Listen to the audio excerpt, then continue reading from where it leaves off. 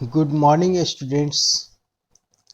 पिछले क्लास में हम लोगों ने कैपेसिटर्स चैप्टर्स को पढ़ा था।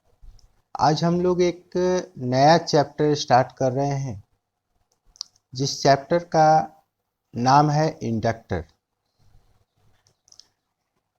इंडक्टर को कॉइल और कुंडली के नाम से भी जाना जाता है। इंडक्टर कहते किसे हैं? जब किसी चालक तार को किसी फ्रेम के ऊपर लपेटा जाता है तो चालक तार का जो आकृति प्राप्त होता है उसे इंडक्टर, चौक, कॉइल के नाम से जाना जाता है।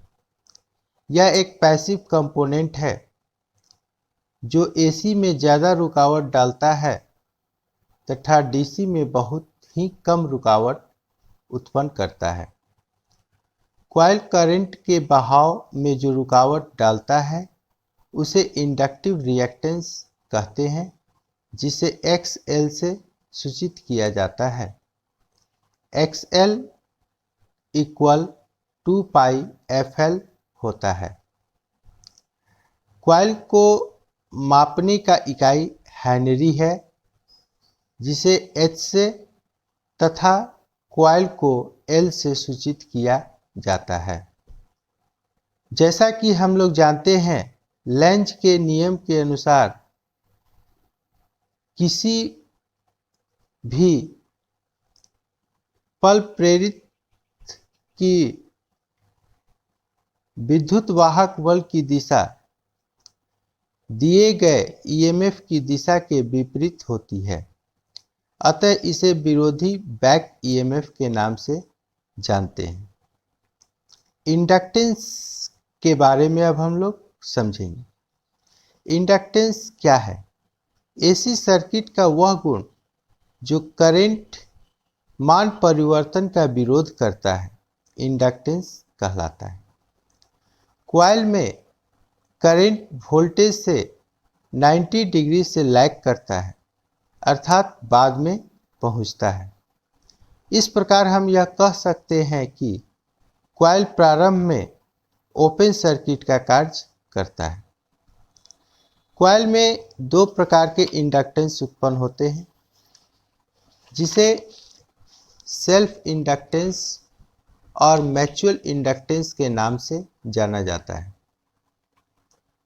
सेल्फ इंडक्टेंस स्वप्रेरण किसी सर्किट या इंडक्टर का वह गुण जो करंट मान के परिवर्तन का विरोध करता है, सेल्फ इंडक्टेंस कहलाता है, जिसे L से सूचित किया जाता है। L बराबर N into phi by I होता है। म्यूचुअल इंडक्टेंस दो कॉइल या वाइंडिंग का वह गुण जो करंट मान परिवर्तन का विरोध करता है, म्यूचुअल इंडक्टेंस कहलाता है। इसका प्रतीक M तथा मात्रक हेनरी होता है। M equal L into L2 root over. दूसरे शब्दों में हम कह सकते हैं, यदि किसी कॉइल में सप्लाई दिया जाता है और वही कॉइल मैग्नेटिक फ्लक्स को काटता है तो वहाँ EMF उत्पन्न होता है। इस क्रिया को सेल्फ इंडक्टेंस कहा जाता है। यह क्रिया केवल ऑटो ट्रांसफार्मर में कार्य करता है, जबकि म्यूचुअल इंडक्टेंस में एक कॉइल यदि सप्लाई दिया जाता है और दूसरा कॉइल उस मैग्नेटिक फ्लक्स को काटता है तो उस कॉइल में EMF उत्पन्न होता है और इस सिद्धांत पर ट्रांसफार्मर्स काम करते हैं। कपलिंग इम्पीडेंस के बारे में अब हम लोग पढ़ेंगे। कपलिंग इम्पीडेंस है क्या?